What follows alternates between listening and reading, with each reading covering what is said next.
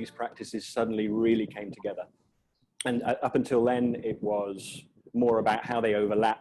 How can I cross-reference one discipline to another? Where's the locus? Where are the meeting points?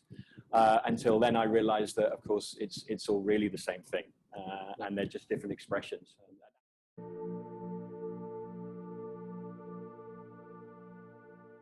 Here I am with another individual that has been a big influence in my life, and we go back a long way, Rupert Johnson. And at the moment, Rupert's in India, I guess in a partial lockdown, I guess. I don't know how strong the lockdown is here or there, but I was teaching out in India earlier in the year, and then all of a sudden things changed. So Rupert's still out there by now. You probably would have been back in Brighton, I think. Would have been, yeah. But Rupert, we met at Natural Bodies, must be nearly 20 years ago, I'm sure, something like that, at my studio in Bond Street. Although I still keep debating that you actually came to my Dew Street. Yeah, this is a non-running debate that we have. Yeah. I don't think we'll ever have any evidence of that one, other than what's going on in my head. But no, Rupert's is, you know, I talk a lot when I'm teaching about the people that I work with a lot, that immediately we have a connection with, because the connection is an unspoken connection, and it's a language of motion.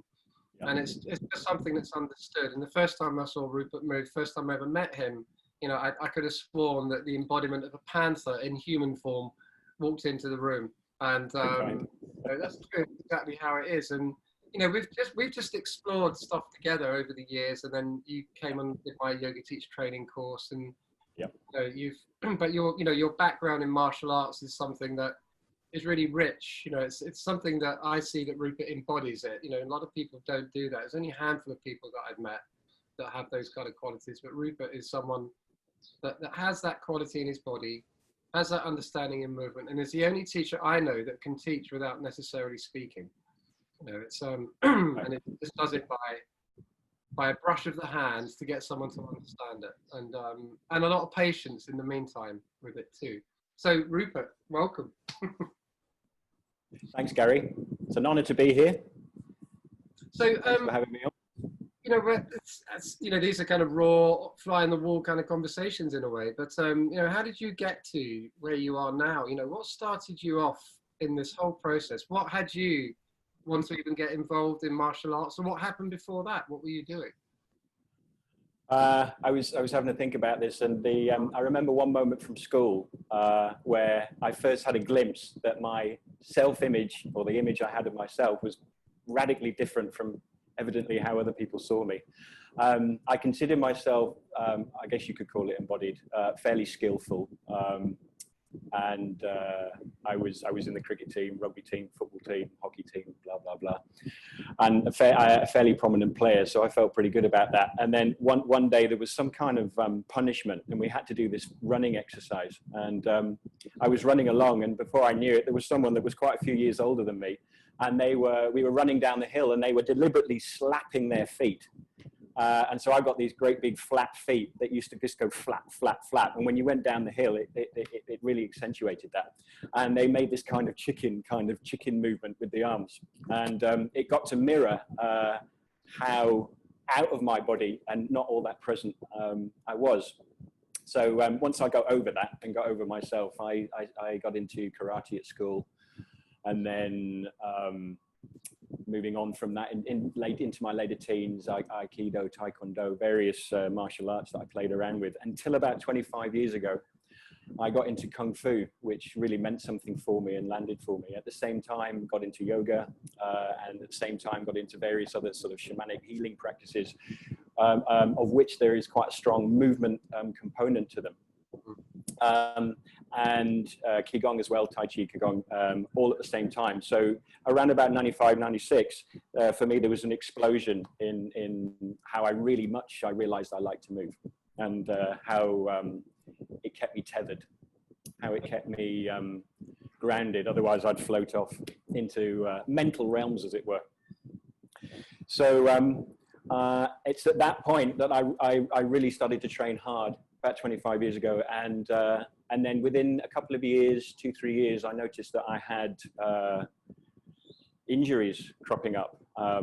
I still hadn't really got into the weaknesses and the collapsing in my feet. My knees were going. I was getting sprains and dislocations. And this was from yoga as well as martial arts and kung fu. And I was getting injured in Ashtanga through over-ambition and trying to wrap myself up like a pretzel and breaking as a result. And I was massively overextending without any real grounding in the kung fu. So the more I put my body through, the more it was breaking.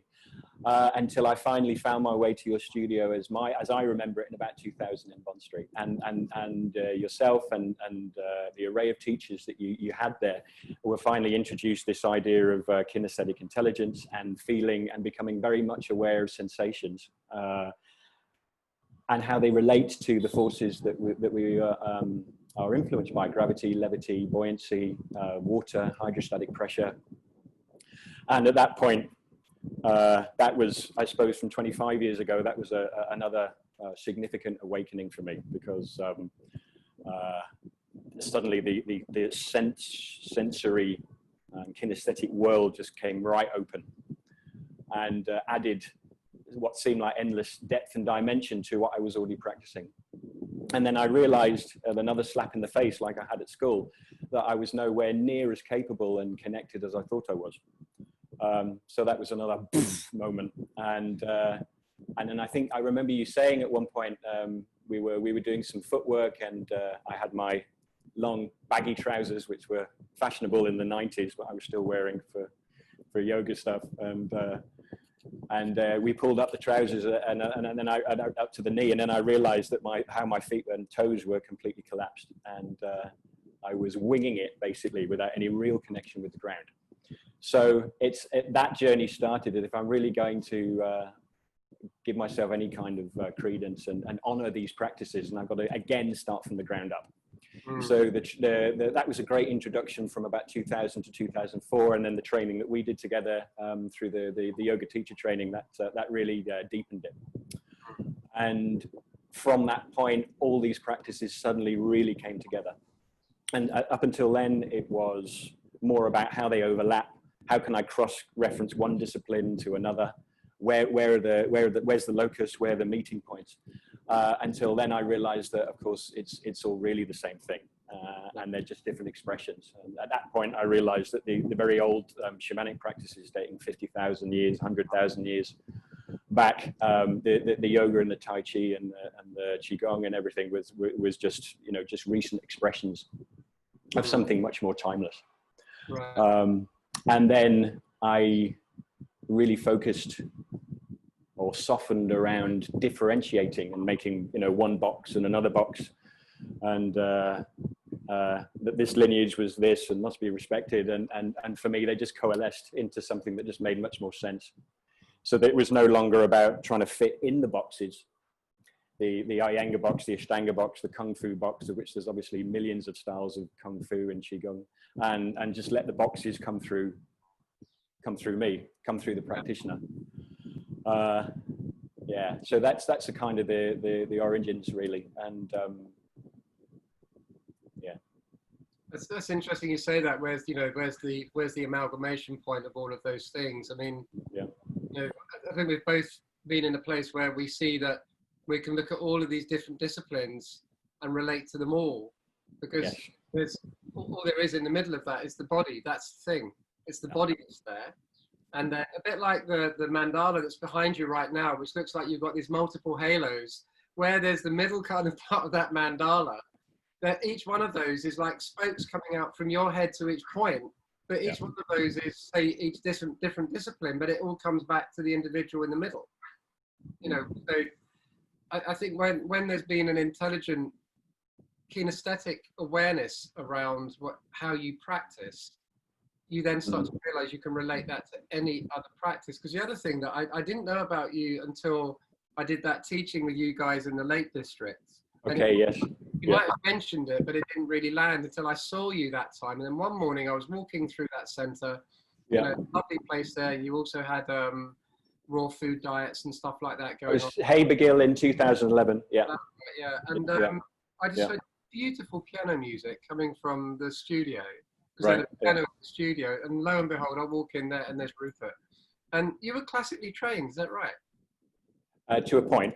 To a point, To a point, yeah. Yeah, I did a few years, and then I couldn't handle the excess discipline and structure, so I just decided to train myself. But yeah, I had a grounding in classical music. Yeah, so no, it was wonderful, and all of a sudden it just put another piece of Rupert's jigsaw puzzle together. Right. Yeah. There's a big element with this because you also, like me, you drum. You know. Yes. So yeah. Very much. Rhythm and timing. It's always there, and I think if that's in there, and we've just finished a session where Rupert's just been teaching me, and there's an element of where I'm trying to put arm work together with footwork, and for a while I feel like I'm back on the drum kit as a beginner. Yes, exactly that. Yeah. Exactly that. And you saying going from the ground up, there's definitely that point where it's every day is just a place to begin all the time. I don't know how that feels to you. There was a point in the kung fu training where our Shifu he would always say in his Iranian accent, kung fu is like a music, and even though the drum and piano and music and making music is a big part of my life since childhood, I at that point I couldn't relate the two, and I couldn't relate the timing of these movements into how they might have its own rhythm. Yeah. Later, that's landed, but I'm surprised how long it took to marry those up. So just like you were saying, when we were training, there's a lot of brain gym going along. We're wrestling with either virginal or new neural pathways, and it just feels like here we are at the beginning again. And any sense of accomplishment that we've had has just got to go all out the window. Totally, that's the one thing. I mean, we know this about the work that we did, say, with the yoga and bandhas. Ideas around the practice is that you're your own teacher and your own student, and everything is you're recreating the beginning every single time you move. So even though you might say someone set up the base of something like dog pose, all they've done is set up the base, because the next place that you move to is another beginning again. So it just always keeps beginning. And I find I've just got to keep dropping everything I thought I knew way all the time. And I think there needs to, the word flexibility is not so much about the body. I think it's a flexibility of the brain. just to keep getting out the way of ourselves. And you do that. Certainly the identity, the very sticky bit, the identity thing is often as we know, the biggest obstruction, isn't it? Yeah. Oh, really, big time. And I found myself wrestling with that so much with this stuff, and it's, it's amazing. I'm a seasoned practitioner. I should get this like that. Like, no way, because it's what this stuff does is it just strips you bare right the way to nothing, and you have to go from there. I think it's so humbling to the self just to stand in that place, because there's nowhere else to go other than just stay with yourself for a while and see what happens from there. And there's something that you do which is beautiful. A lot of people always go to end point of root movement. I want to do this, and you have so many shapes, so I'll go over there. It's not those two bits are givens. The bit in between, moving through space, is the thing that you portray so well and you demonstrate so well when you teach, where not many people do that. The delicacy of moving through space, so that even if you're moving through 1 millisecond to the next, each one of those, if you expanded it out into time, is a whole range of motion in itself. Sure. Yeah. And then put that together, it comes together as the whole complete thing. There's no rough edges at certain points. Joined up writing is an analogy I like. Not that, often kids don't learn that anymore these days, but because digital's taken over. But the component of each letter, and then when we were at school in the 60s and 70s, 80s, and you're putting those together, the individual letters make some kind of sense. With regards to kind of forming a locus or an amalgamation of the practice, there was a quote by a Chinese kung fu master, I can't remember his name now, but he said that basically we learn to work with the vocabulary. So the vocabulary is the principles, which, as we know, are the same through any movement discipline, because they're always the same forces that are acting. So we've got the vocabulary, which is the principle, and we've got the forms, which is the actual movement. And you can see quite clearly where someone focuses on remembering 1,000,000 forms, but the principles are not really there. And then someone might only know 10 forms or 5 forms in any given discipline, whatever it is, not just a martial art. And, but there's that quality of flow and moving through space and joined up writing. And I used to pride myself a lot on how many forms I could remember. So workshops that I would go to, I could pick up a form in a weekend and then practice it. And I would be primed for that. But then I realized that that's not really where the treasure is, because the understanding, not so much the intellectual, but if the understanding can come through the body of these principles, then the amount of forms is meaningless. Exactly. I mean, I remember my Wing Chun teacher, Sifu Lee, you know him, that he would talk about just a series of movements would be enough to make sure you've got a safe practice all the way through your life. Yes. And Yes. you know, talk about one guy that just worked with some of the basic Wing Chun forms, some of the simple movements, and he perfected them. So in his sort of sphere of external meridian points that the limbs meet, that was the sphere he carried with him all the time. So he was, you know, untouchable in the basic situations like that. Yeah. I think going back to the basics of those principles of form, you know, principles of movement, philosophies of movement, that's advanced once you get down into that depth with a simple looking movement. It's quite a journey into that, because also we're identified with how much we know, aren't we? Yeah, definitely. And so like the analogy that you give sometimes that I really like is that, or such and such a school has got 69 different moves, and then another one comes along with 75. Yeah. And therefore, so that's a better lineage, or that's a better system. And it's a relief with time, with age, to get less systematic, and to give much more space for the feelings, you know, the sensations, whatever they are, on whatever level. But yeah, it's also that willingness to stand there and be stripped down, which is, as we all know, is raw and really uncomfortable. Yeah, really. And coming back to the simplicity of things, so it's this. Yeah. When I know Diane Long spoke about this a long time ago, in terms of the basics behind the practice is so simple.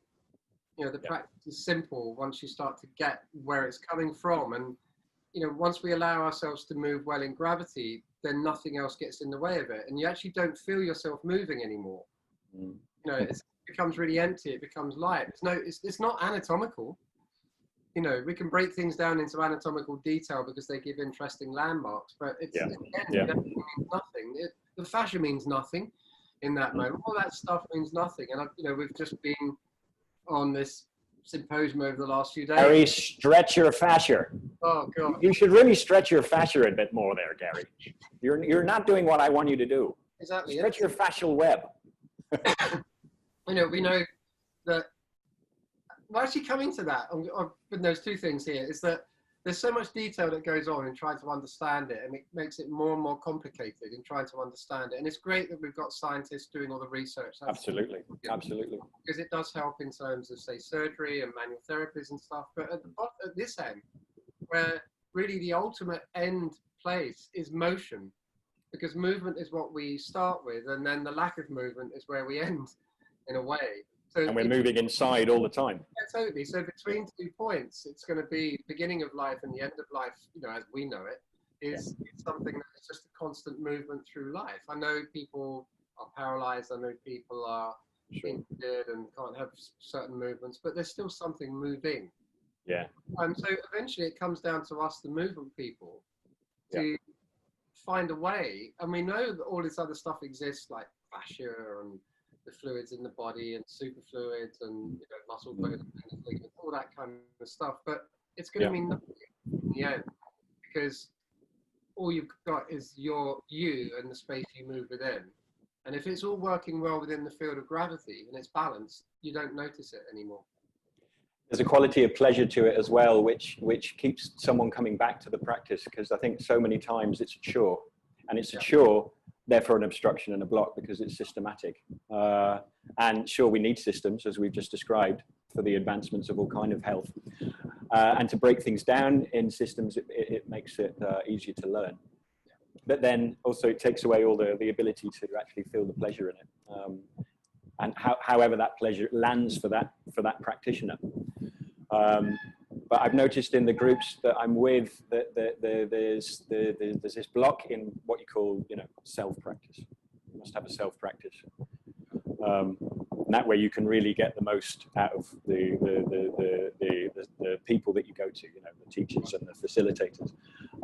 And I look at the most people that have where the blocks are, and it's because, I've got to get on the mat, or I've got to go down the dojo, and it's a chore, and I'm learning this form, and it's just, and so on, and the resistance and the kind of explaining that gets in the way of it.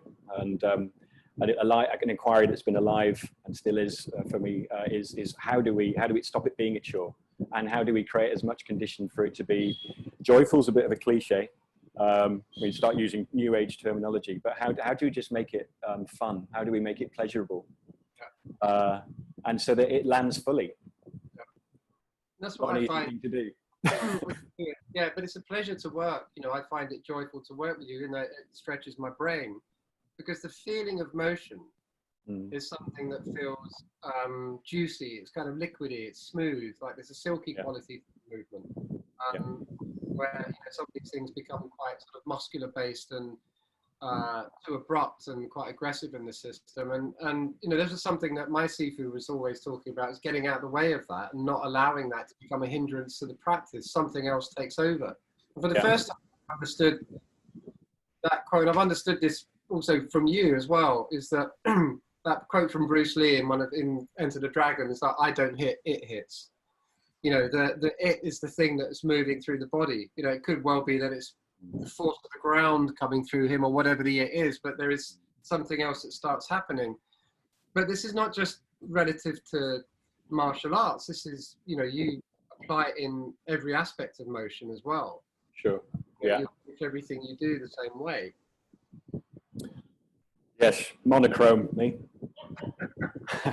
Yeah, that's where it's fun to play with the elements, because it's not only it hits, but it's how it hits, or how it moves through. So if we were to play with a fiery quality, and then Bruce Lee's famous for talking about water, be like water, my friend. So it can trickle and eddy and flow, or it can crash, and different aspects of intensity will come through that movement.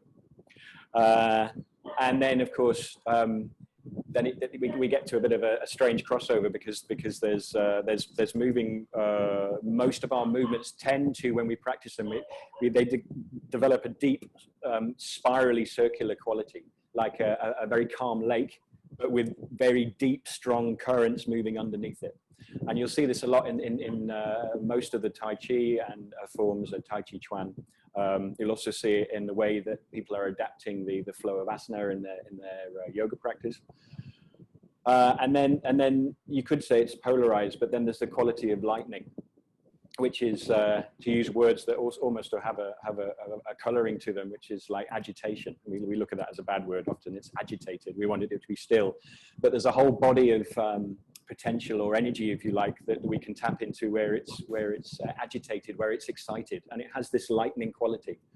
And that's not only useful as a kind of an application in movement, but it's in perception as well. So if we're always in this deep, fluid, silky, spirally movement, it actually limits how we perceive.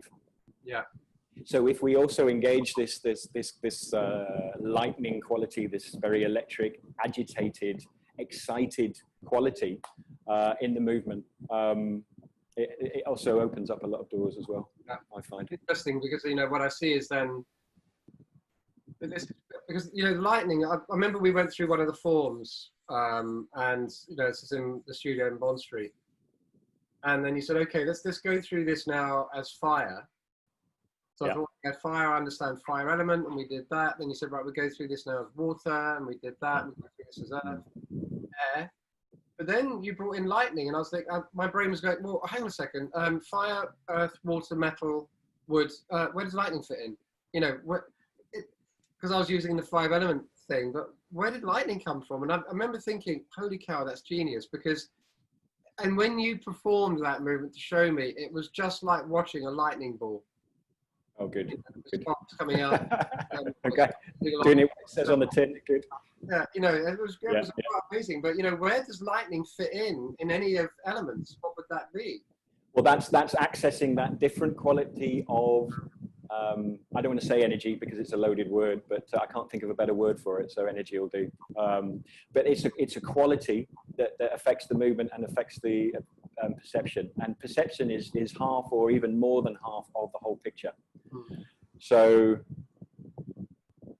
without tapping into that, and there are certain movements that can tap one into that quality of expression, of that excited agitation, rather than very kind of peaceful swirly. It's a completely different quality of attention, and you'll notice that if they're going to be successful, whether it's any kind of fighting or martial aspect, then there needs to be that quality, just like an animal, to completely soft and at rest and digest and parasympathetic aspect of the nervous spectrum, and then as we know, to completely fire. And it's that quality of electric impulse which is necessary. Yeah, but what I found is when I'm working with people, it brings up then a quality of agitation in the psychology and in their emotional state, and then immediately that's labeled as, well, not so useful or bad, because it brings in another quality. So also, how do we rest, or how do we meet the unknown, if you like, or how are we okay with this quality of agitation? Because it happens anyway. Our moods change, and we look at the comfort zone and then stretch zone, if you like, or the opening zone, and then we look at panic and trauma at the outside of that. So in order to really be in the open zone or the stretch zone, and even to begin to get comfortable with panic, if that's not too much of an oxymoron,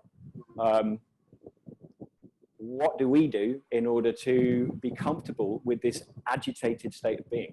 Yeah, this is something that we look at a lot, is that can we be comfortable in uncomfortable places? So the mind is not agitated when something uncomfortable is going on. And I think the practices take us to places like that. And eventually we open up space inside ourselves to be comfortable in that space, which is quite remarkable. And, I think I really am with this as well, because, what you do is you embody the elements when you practice, but it's not about just embodying elements like water, earth, fire, lightning, and so on. Is that it's also animal forms too. So, because a lot of people might talk about animal forms and only embodying those, when actually I don't see people embody them. They just copy shapes and make themselves look like it. But there's an element, and you brought this out one day, how would it behave? It's like, aha, that's different. How would it feel to be that, rather than, can I just make it shape? So, Sure. The feeling of being the wind, the feeling of being the earth, the feeling of being lightning, and then the feeling of being the cheetah, the tiger, and so on and so on and so on, with all of those other movements, is quite something, because to shift state, and you could go through a form, and each part of it could change state. Yes, and it does. Many of them change state from movement to movement. Yeah, and let's say I'm just thinking of moving from cheetah to something else. What would be two moves? Cheetah to what? A dragon. Yeah, cheetah to dragon. For example. So cheetah could be fluid, and dragon could be lightning. Or cheetah could be lightning, and dragon could be fluid. And all of the other qualities, while still embodying those two creatures at the same time, even though we know one's mythical. So, the spectrum is so wide open. So it means it's got to be so flexible to adapt to that. So then that links me back to, and thanks for that, I'll pay you later, going back to the fascia thing. Stretch your fascia, is that It's in the post. You've always, no, we can't touch paper at the moment. You've always, you've always had a quality of elasticity in your body that I've always witnessed, that returns back to its normal set or its usual resting point, without this apparent need in your body that I've ever seen you have to stretch. Okay, yes. So there's a quality of movement that is sort of an inbuilt elasticity that you have, And I know, you know, from maybe previous work, you've conditioned yourself that way. Yeah, yeah. Like, you don't have to keep doing it.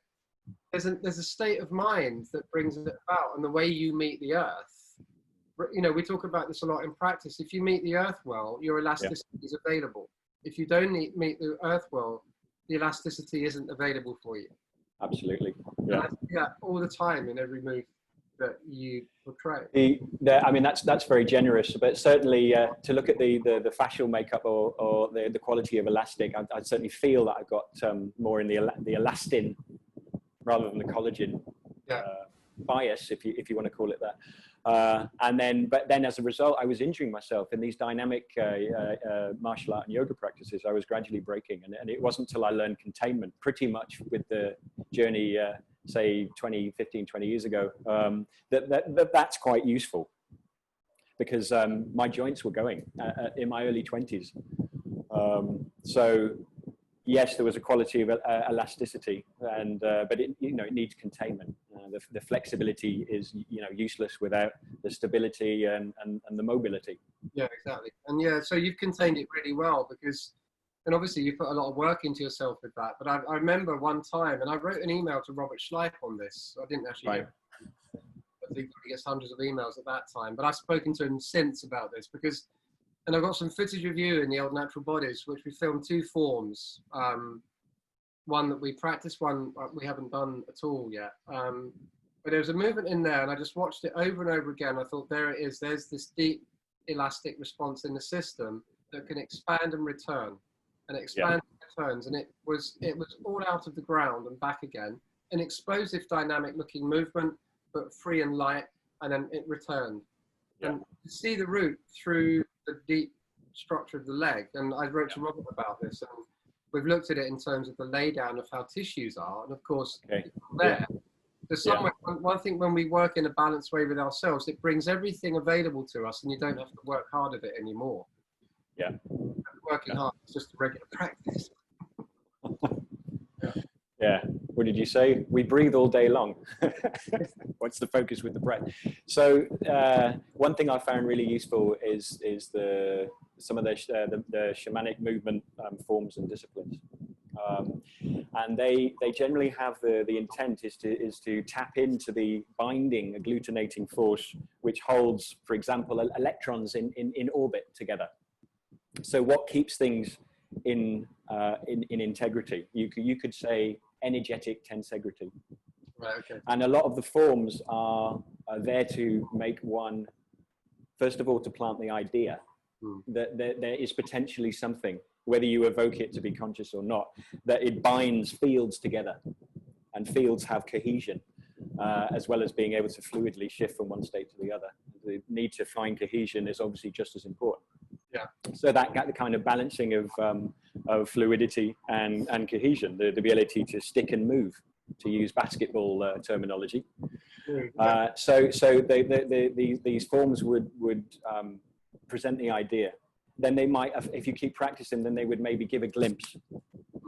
And then eventually there is a tangible way of relating with fields, so that when we're moving, we're not just limbs, biomechanics. We are an amalgamation, a conglomeration of fields which are moving. And that changes the way that the practitioner then moves in relation to their environment. So I found that really helpful. And I don't know how it happened, but all these things were started to, for me, take up as a practice at the same time. So they were informing each other. Yeah. I do remember the bias coming in. After we finished the teacher training with the yoga, I was so immersed in it that I had this idea creep through the back door of the internal dialogue, which was basically, okay, you can actually fix everything with this.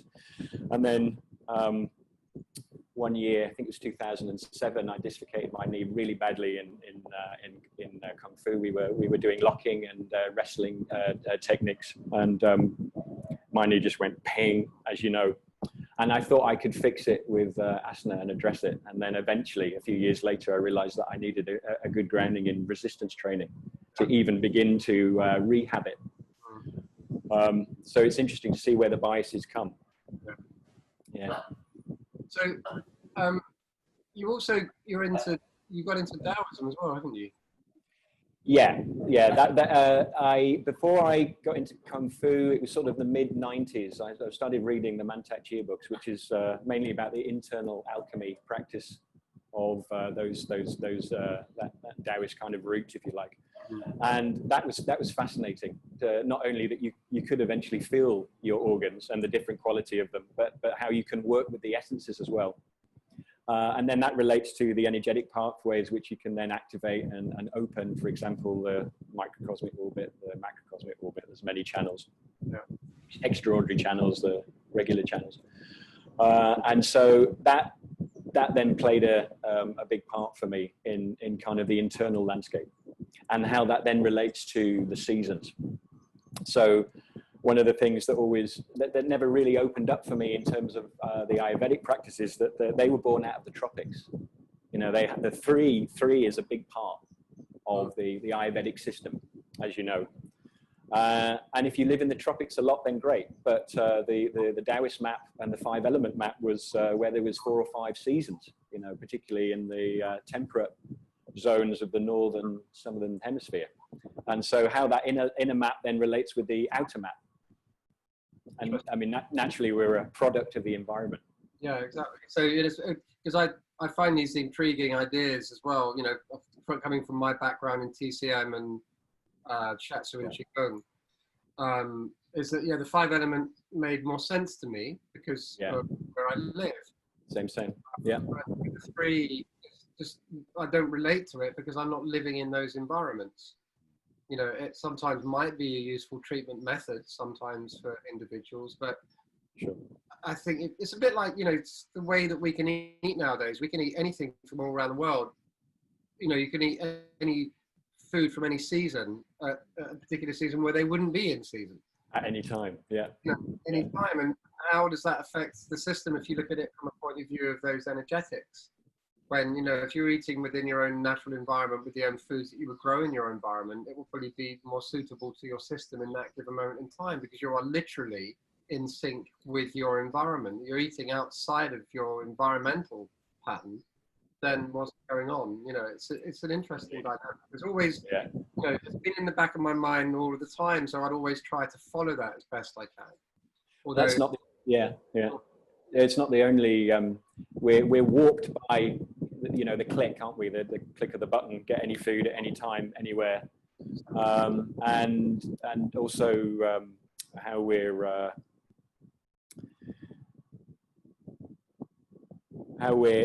seduced, I would say, into the capitalist, if you like, corporate model that there has to be at least 20% growth each year or each period or whatever it is. And then we absorb that and says that, well, if we're not continually growing, you know, what are we doing? Are we reinventing the life cycle? There's birth, and we birth new ideas, we birth new practices and hobbies, we shed skins. There's growth for sure. But what about decay? What about decay and death? And as we know, you know, that one thing is nothing without those other components. And we're kind of being usurped, I feel, into this idea of only growth. And you can have everything all at once from anywhere all the way around. So maybe the obstruction that technology and the ease of delivery is bringing us. And you see a lot of these practices, these old practices, they have a strong death component to them. There are death journeys where we deliberately see how does it feel to die. And eventually, you know, that's going to have an effect on the identity process. And there's a lot of fear there, you know, and what we're encountering now in the current situation that we're in globally is or how do I relate with death?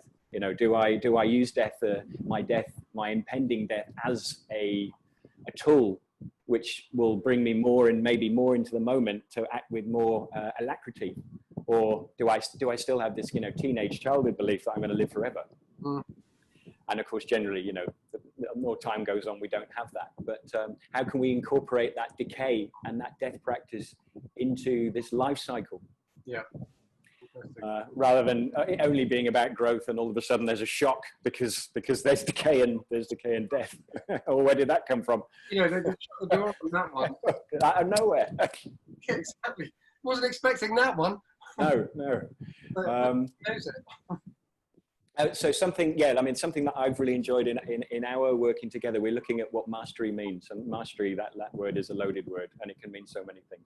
Yeah. And you know, like your dear father, who we've all got lots of admiration for. You know, how can we still bring the pleasure? Because I don't think it's a chore for him, who's in his 80s, to compete. To compete, it's still a joy, and you can see that with the buoyancy of the way he clears the hurdles each time, as a metaphor. And so it's like, whatever that practice is for us, it's a sport, whatever motion practice we have. How can we go from chore into this? You know, I'm in love with this practice. There's a great intimacy here. You know, it fuels me. I love it. You know, that kind of relationship with it. That's interesting. Because one guy that I've trained, who you know, and he reached his black belt. You know, it was a big milestone. Oh yes. Go through these steps to go back to a practice after an illness and continuing. Where one of the coloured belts meant that he was ill again because he got ill at the stage that he got that belt.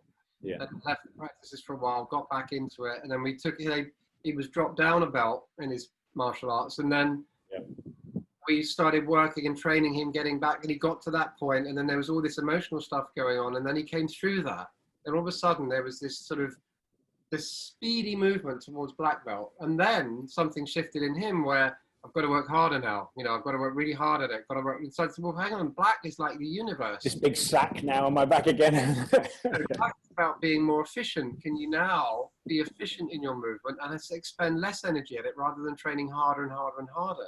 This is about, that's where mastery exists. And if you kind of drop into the black color, it's like a void of emptiness. It's the universe, you know, we even know it's full of stuff, but you know, then there's a place to start working with and look at the whole thing from a completely different perspective, because he was going through these steps of training to get there. Yeah. And when he's there, so I thought, well, I've got to keep doing those steps even harder. So actually, no, now that's a different platform. That landscape's completely different. You learn all over again. Yeah. Process. You know, it was a really interesting ride to go through that with him. And, you know, watch where his mind was going and just bring the mind back to a place and just sit with nothing for a while. Yeah, yeah. Probably the most challenging thing that we can intend. Yeah, definitely. Sit with nothing. But speaking about sitting with nothing, I think my relationship with, for want of a better word, call it the void, has certainly changed. The first time I remember through movement practices and breath practices, there was this quality of the identity went, which was very, very scary. There wasn't a Rupert Johnson anywhere, and there wasn't even the memory of who that character was. There was just literally the void of that, and there wasn't even a landscape or anything tangible for the old cognitive practice to get a hold in. And then the more that it was going into that space, the more it got comfortable, because the idea that this very distant memory in that place of this character, with all his relationships and all his thoughts and opinions and all the other trash that he fills his mind up with, seemed hilariously funny, but at the same time incredibly scary, with a deep sense of relief at coming back into that kind of, not quite physical, but at least identity where everything's in its proper place. And a lot of these practices move us into that, but gradually and slowly. The antithesis of that would be to take a very strong psychedelic drug and see how you handle it, which is obviously very chaotic. But to move there consistently, but in tiny steps, until that feeling then is very comfortable. I don't know if you've ever experienced this. You might have been to sleep and are just waking up. You haven't woken up properly, but for a moment you're awake, but you're asleep and you don't know your physical location. So there's that liminal state between maybe sleeping, between waking and sleeping, or sleeping and waking, whatever meaning you want to put on those words. And it's that, I don't know where I am. And that used to be, oh, fuck, I don't know where I am. This is terrifying. And there's a gradual progression to, oh, this is wonderful. I actually don't know where I am. And maybe that's what death's like, where there's just nothing going on. Who knows? But there's a willingness to embrace the pure insecurity of that, where something that was uncomfortable is now actually very comfortable. It's still very new and unknown, but the meeting that, the quality of meeting that state is different. That's interesting, because in the feeling of that, 'cause I like that place. Yes. And there's an element of being comfortable wherever you are, because then it's not about having to be home in the bed and the place that you call home. Yeah. Like, I see this with you. Whenever Shifts. Yeah. Yeah, it's like we might go to India and I meet you out there. We spend our time in Brighton. We work practice together and hang out and have Guinness. But then in India, we don't have Guinness, but we do other things. But you always look like, well, there's Rupert India and then there's Rupert UK. And it's like, well, you're completely at home in your environment, but whichever environment you're in, you just kind of land there and you're in it immediately. There's this point I just see you settle very well. Now that was tested particularly at boarding school. I was at boarding school between the age of about 7, 8 and 16, and that was very challenging. And in those days, you had to seem okay because any weakness would be exploited. Wonderful institutions, and so at that point it was okay. You've got to hide it now because so there's a lot of suppression of stuff, which then obviously later life takes a lot of untangling. And then there was an experience where I was in prison for a while, and then all of a sudden those same mechanisms came up again, those same protective mechanisms, and slightly different. Whereas I was be aware of the frozen armoring suppression feeling. And then, okay, how do I truly get comfortable here? Because actually it was less of an ordeal than boarding school by a long way. I mean, that was helped because I could teach Qigong in there, and I taught hours and hours of yoga, and people were, the other guys were really receptive to it. So I mean, that really helped. But that quality of getting comfortable with the surrounding, then home, as you said, isn't really where your bed is or where your usual bed is or even where your partner is. It's how do we find ourselves home in the skin, to use a bit of a cliche, or how do we make home within these four walls with bars on them? So you're also teaching in India with Helen Noakes and Steve Bracken. Now, Steve and Helen also, I'm going to be interviewing those guys at some point in the future as well. But the thing that's been a real privilege is that you run your own teacher training now with those guys. Yeah.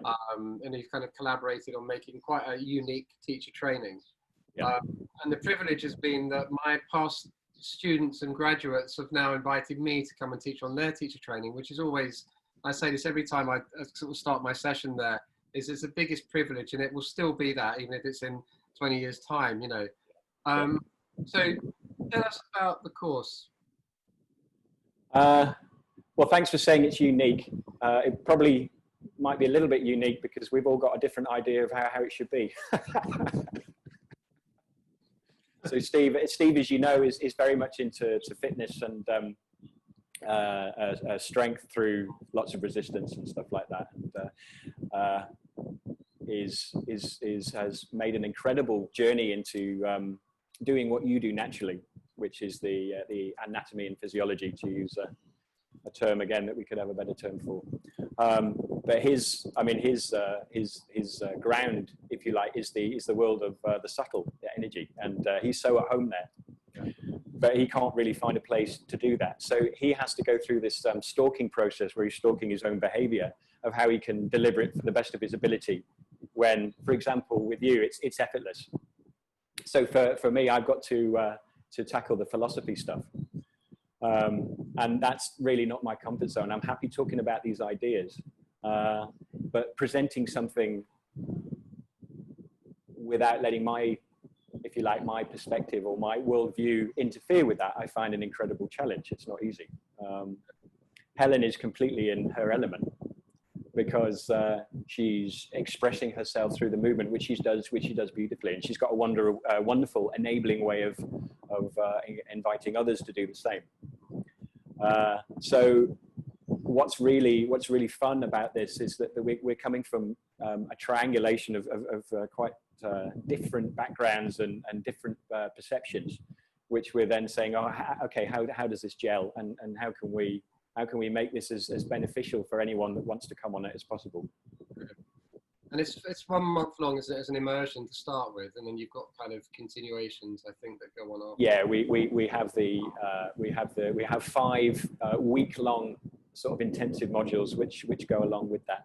We're also writing a 300-hour, which is a completely different course, which is a 6-week course. Whether that's all at once or it's split up into maybe fortnight passages, but there's a lot that we've also got to give that we think that might be useful. So I'll come out for 3 weeks of that and do some work on it in between. Well, it's great when you come along, because it gives it so much setting, really, and yeah, definitely a plus. It's called Mandala Health, isn't it? The concept is the health mandala, which is a medicine wheel. Yeah. Of which obviously there's different components and parts to it that you could call the directions and what have you. And then the yoga teacher training that we offer, which is a yoga teacher training plus, because we like to bring other elements as much as we can, is called the Yoga Health Mandala. So applying the health mandala, which is essentially Steve's creation who conceptualized it. And then we bring in, there's a strong Qigong influence into that. There's strong dynamic movement and training, but not particularly within the asana, the traditional asana framework. And then we like to bring in our hobbies, which of course is sweat lodge for me and Steve. We love to bring the sweat lodge in. And Helen brings in ecstatic dance, and her love of dance is certainly woven in there very well. So this is yogahealthmandala.co.uk or .com? .co.uk. I have to think about it then. Yeah. But also you're teaching privately as well, because you teach movement, qigong, and kung fu. Yeah, I run retreats and workshops and private sessions. They generally fall into the martial art kung fu category, and then the qigong category, or the Taoist stuff, the internal alchemy as well. More traditional yoga stuff, for which for me I'm really interested in, particularly niyama, the second limb, niyam, the cleansing in the kriyas for me is I find fascinating, and there's such a lot of depth which you don't often get really in sort of the kind of Western acclimatized approach to yoga. So I find that fascinating. Yeah, a lot of cleansing practices. You do a lot of that with some of the qigong stuff that we do in terms of replenishing the system, let's put it that way, you know, because sometimes when we've worked together and maybe I've had a long weekend teaching and been traveling a lot, and we'll come to our session and you'll look at me and you'll see that, okay, this isn't going to be the session that we thought it would be, let's do this. And it actually really works, because it actually feels like I've done the same session, but it's got a different quality to it. Yeah. You can certainly tell when you've got the energy for being expansive in movement, and when you need to draw your molecular particulars back in. Molecular particulars. having taught for 24 hours solid or whatever, I'm passionate about sound. So sound's pretty much, if I can get sound in there in any aspect, I will do. My personal gig is called Body and Sound, which is out there on the website and YouTube. That's bodyandsound.co.uk. They will find you for your private sessions as well. And a bit more about me and my background, but harmonics and toning and the science of sound.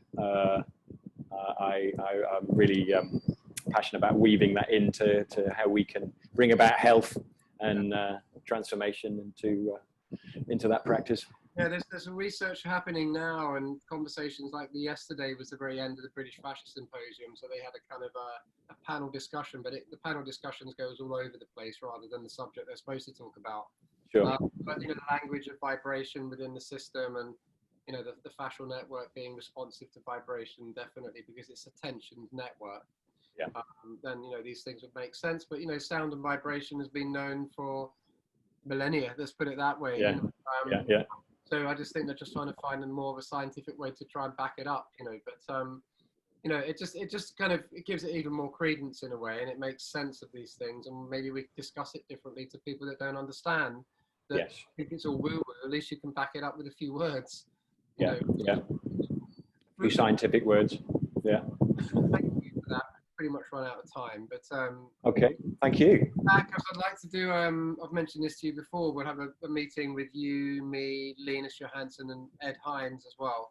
Okay. Maybe Steve Braybrook, which would be a bit of a curveball sometimes, but he's great.